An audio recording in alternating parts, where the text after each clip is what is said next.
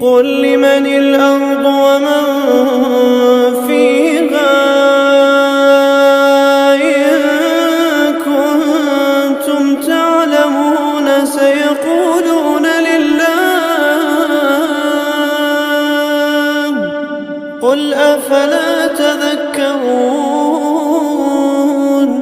قل من رب السماوات السبع ورب العرش العظيم سيقولون لله قل أفلا تتقون قل من بيده ملكوت كل شيء وهو يجير ولا يجار عليه إن كنتم تعلمون.